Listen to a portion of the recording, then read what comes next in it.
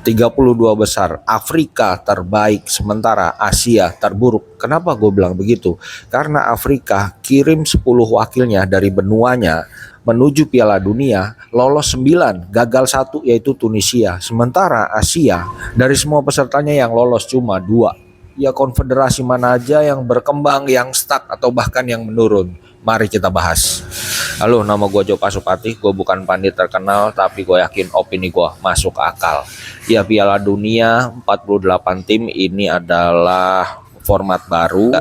Eropa menjadi benua terbanyak yang mengirimkan wakilnya, yaitu 16. Yang lolos 13. Yang nggak lolos ada Turki, ada Ceko, ada Skotlandia.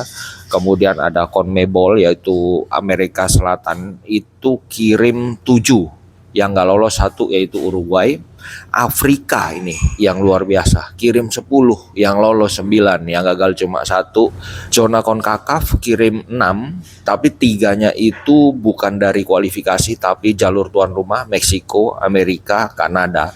Yang 3 lagi ada Haiti, Curacao, dan Panama, justru nggak lolos. Yang lolos 3 berarti 50% kelolosan. Asia kirim 9 tapi yang lolos 2, itu berarti secara persentase kelolosannya hanya 22%. Yang paling menarik justru dari Oseania. Oseania ini dapat tiket otomatis. Jadinya setiap edisi Piala Dunia kemungkinan 1 dari wakil Oseania akan lolos. Nah, di sini sebetulnya yang menurun yang mana? Kalau menurut gue pribadi yang jelas menurun adalah Asia. Dari 9 peserta yang dikirimkan ke Piala Dunia, yang lolos cuma 2. Kok bisa begitu? Padahal Arab liganya sendiri dipenuhi oleh pemain-pemain diaspora dari luar negeri yang bermain untuk Liga Arab. Nah, justru itu yang menjadi bumerang kadang-kadang. Ya, walaupun secara infrastruktur untuk latihan dan pendukung itu semua sangat memadai, tapi persaingannya begitu ketat, jadi pemain lokalnya kalah bersaing dengan pemain diasporanya. Kemudian kekalahan secara fisik, postur tubuh juga sangat berpengaruh. Walaupun sekarang di benua Asia banyak orang yang punya tinggi badan dan kekuatan yang berlebih, tapi sampai pada saat ini kemungkinan tinggi badan itu tidak disupport dengan power dan otot yang sesuai. Ini masih penyesuaian lah, ini berevolusi secara fisik. Yang kemudian gue bilang menurun lagi yaitu CONMEBOL, yaitu Amerika Selatan. Memang dia dari 7 wakil yang lolos 6, tapi ada beberapa negara yang lolos lewat peringkat 3 terbaik, Ekuador, Paraguay. Kalau dilihat dari konfederasinya, Amerika Selatan harusnya mereka tidak bermain begini gitu. Apalagi Uruguay udah jauh banget secara kualitas permainan. Tim negara dari Amerika Selatan ini jauh banget, apalagi dengan gagalnya Chili, padahal Chili adalah juara Copa America di tahun 2016-2018 kalau nggak salah, tapi bisa gagal lolos ke Piala Dunia. Terus yang stuck siapa? Yang stuck ya Eropa. Apakah Eropa jelek? Ya nggak juga. Eropa ini kan sudah di puncak performanya. Jadi kenapa sekarang terlihat stuck? Ya karena yang di Afrika dan Asia ini sudah menyamai level Eropa gitu. Tapi walaupun stuck tetap konsisten ya. Setiap pagelaran Piala Dunia selalu mendominasi karena memang jatahnya juga paling banyak. Tapi Eropa terkesan menurun karena ketidakikutsertaan timnas Italia. Sudah 3 kali beruntun gak ikut Piala Dunia. Padahal kemarin dia merasakan juga juara Eropa, tapi gagal di Piala Dunia.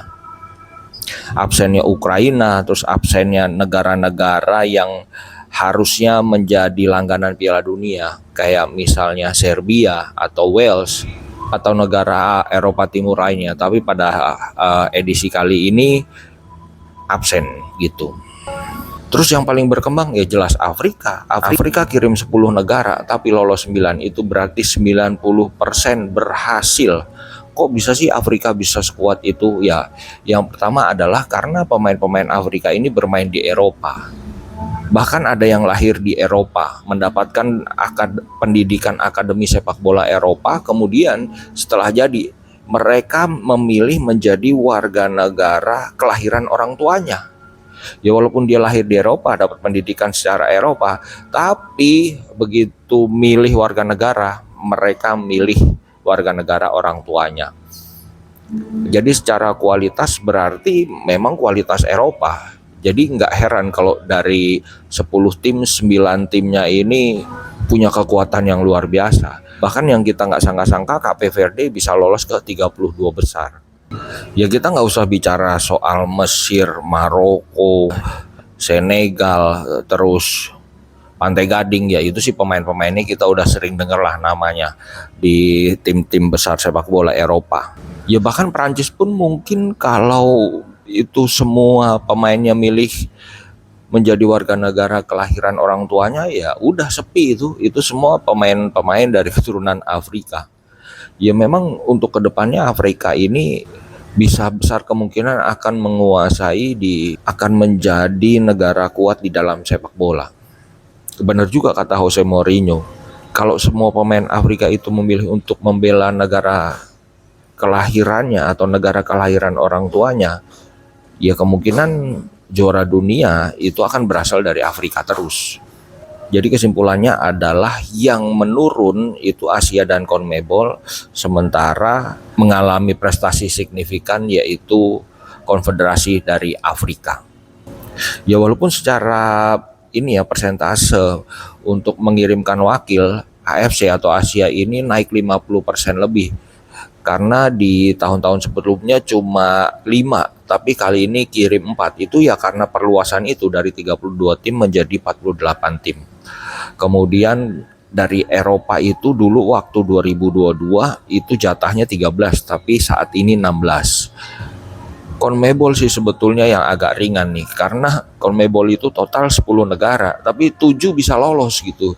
Jadi hitungannya cuma berebut siapa yang nggak terdegradasi lah 3 tim itu. Ya kira-kira begitu, gimana menurut teman-teman?